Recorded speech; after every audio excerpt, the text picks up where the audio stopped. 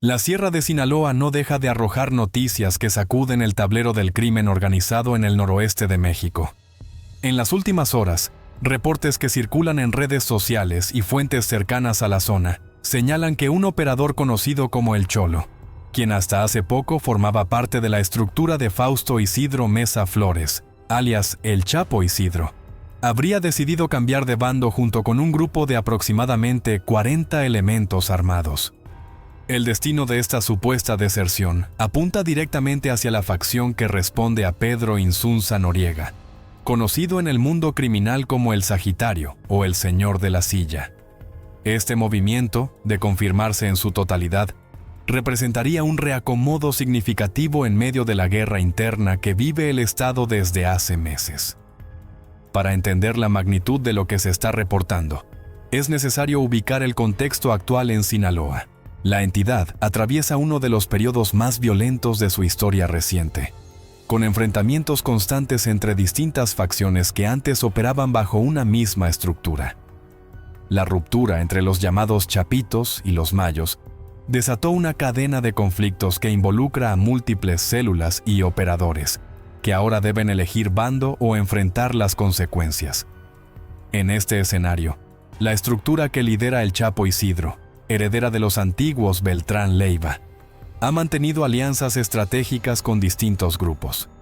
Sin embargo, los últimos meses han sido particularmente complicados para esta facción. La presión militar, los operativos federales y las tensiones internas han debilitado la cohesión que antes caracterizaba a este grupo. El pasado 31 de diciembre, fuerzas federales lograron la detención de Pedro Insunza Noriega en la colonia Guadalupe de Culiacán. El operativo, realizado de manera coordinada entre la Secretaría de Marina, la Secretaría de Seguridad y Protección Ciudadana y la Fiscalía General de la República, representó uno de los golpes más significativos contra la estructura del Chapo Isidro en los últimos años. Durante la acción, helicópteros de la Marina realizaron vuelos a baja altura sobre las calles Río Piaxtla y Río Quelite, mientras unidades blindadas bloqueaban los accesos al inmueble intervenido. Además de la captura del Sagitario, fueron detenidas 3 personas más y se aseguraron armas de fuego junto con cargamentos de diversas sustancias prohibidas. Un juez dictó prisión preventiva oficiosa en contra de Pedro Insunza Noriega, junto a Miguel Ángel Nava Solís, Gaudencio Nieves López y Juan Ramón Wong. Todos fueron señalados por su presunta participación en delitos relacionados con posesión de armas de uso exclusivo de las Fuerzas Armadas y delincuencia organizada. Esta detención no llegó de manera aislada.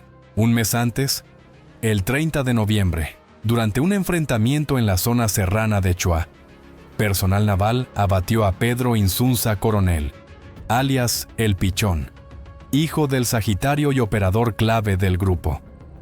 El joven de aproximadamente 30 años era considerado el brazo derecho de su padre y una pieza fundamental en las operaciones de la organización.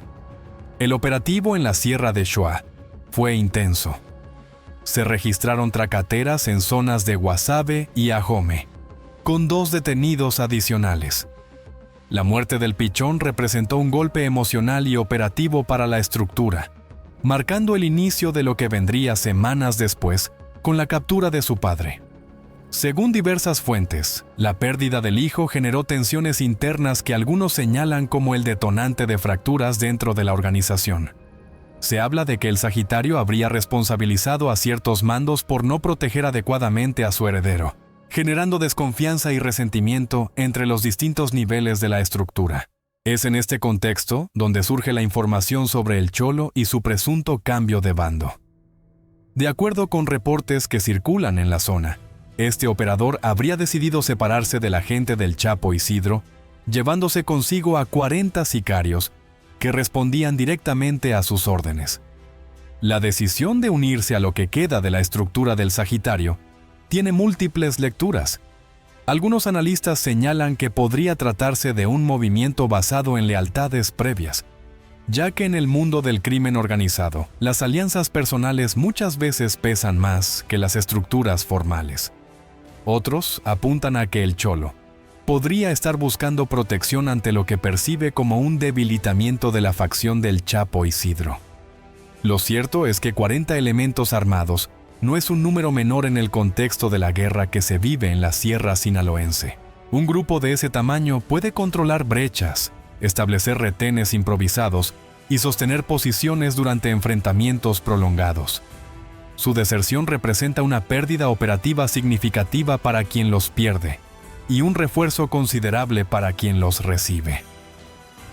La Sierra de Sinaloa se ha convertido en un escenario de guerra permanente. Las imágenes que circulan en redes sociales muestran enfrentamientos constantes, vehículos calcinados y despliegues de drones que han cambiado la dinámica de los combates. Precisamente en días recientes, material audiovisual mostró operaciones con drones en la zona de La Tuna, en Badiraguato. En esos videos se observan a operadores de drones de la gente del Guano, los Calabazas, logrando impactar con explosivos lanzados desde el aire a vehículos con blindaje artesanal pertenecientes a sus rivales de los músicos, la facción del Chapo Isidro. Las imágenes muestran el momento exacto en que la carga explosiva alcanza a una camioneta en movimiento, generando caos y maniobras de evasión entre las unidades atacadas. Este tipo de tecnología ha cambiado las reglas del juego en la sierra. El dron obliga a moverse diferente, más rápido, más disperso. Cuando el golpe viene desde arriba, el tiempo de reacción es mínimo y la capacidad de defensa se reduce drásticamente. Los grupos que logran dominar el aire obtienen una ventaja táctica que sus rivales difícilmente pueden contrarrestar con métodos tradicionales. En otro material se observa hasta a elementos de la gente del Guano, asegurando los restos de una camioneta y de un vehículo tipo monstruo, tras los enfrentamientos registrados en La Tuna. Las imágenes muestran unidades calcinadas, algunas atravesadas en medio del camino como obstáculos negros, que hablan de retiradas apresuradas y decisiones tomadas bajo presión extrema. La Tuna, en Badiraguato, tiene un peso simbólico enorme. Es el lugar de nacimiento de Joaquín El Chapo Guzmán y también de su hermano Aureliano, el Guano Guzmán Loera. Controlar esa zona significa más que dominar un territorio. Significa enviar un mensaje sobre quién manda en el corazón histórico del narcotráfico sinaloense. Los enfrentamientos recientes han dejado evidencia de la intensidad del conflicto.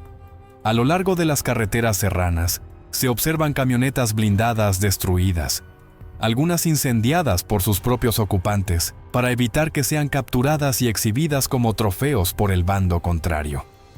En esta guerra, la imagen importa tanto como el territorio.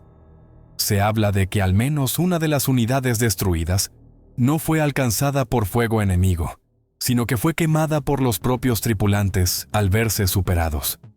Preferir ceniza antes que humillación pública se ha convertido en una táctica común, cortando el espectáculo antes de que se convierta en propaganda del contrario. En medio de este escenario, la deserción del Cholo con 40 elementos cobra mayor relevancia. No se trata solo de un cambio de lealtades, se trata de un movimiento que puede alterar el equilibrio de fuerzas en zonas específicas de la sierra. Cada hombre que cambia de bando conoce rutas, puntos de vigilancia, métodos de comunicación y ubicaciones de almacenamiento que pueden ser utilizados contra sus antiguos compañeros. Las fuentes señalan que el Cholo era un operador con experiencia en la zona, conocedor de los caminos serranos y con relaciones establecidas en diversas comunidades. Su conocimiento del terreno y de las operaciones del Chapo Isidro representa una ventaja significativa para quienes ahora lo reciben. La fragmentación dentro de las organizaciones criminales en Sinaloa no es un fenómeno nuevo, pero la velocidad con la que ocurren los cambios de alianzas ha aumentado en los últimos meses. La detención del Sagitario y la muerte del Pichón debilitaron una estructura que ya enfrentaba presiones por múltiples frentes. Con el Sagitario bajo prisión preventiva oficiosa y enfrentando cargos graves, su organización queda en una situación de vulnerabilidad. Sin embargo, la llegada de refuerzos como los que supuestamente trae el Cholo podría representar un intento de mantener operativa una estructura que las autoridades han golpeado con fuerza. Las autoridades federales han intensificado los operativos en la zona como parte de la Estrategia Nacional de Seguridad. La detención del Sagitario fue presentada como un golpe estratégico contra uno de los grupos delictivos más antiguos y resistentes del noroeste del país.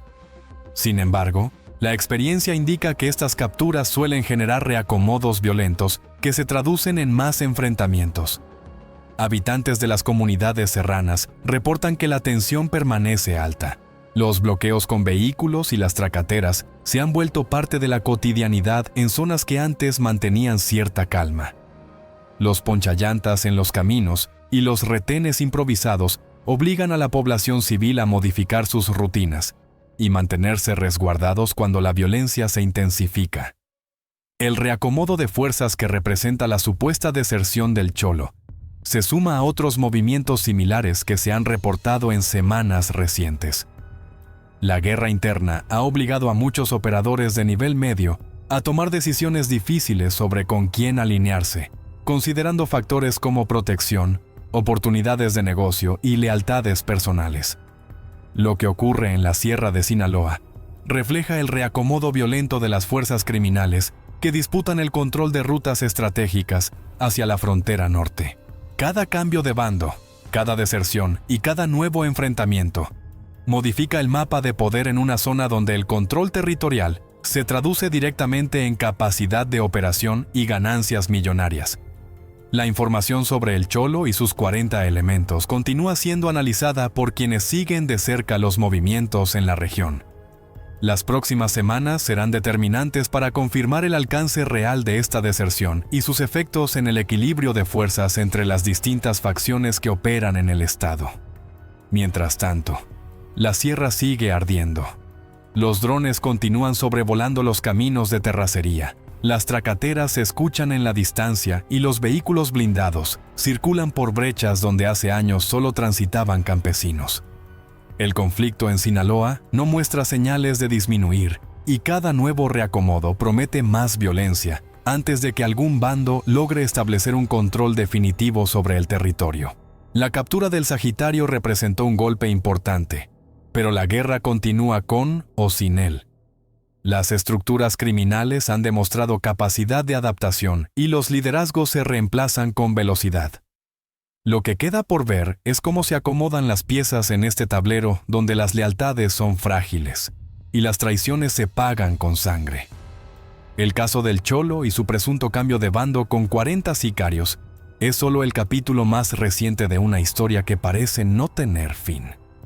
En Sinaloa, la única certeza es que mañana habrá un nuevo movimiento, una nueva alianza o una nueva ruptura que volverá a sacudir el tablero del crimen organizado en el noroeste de México.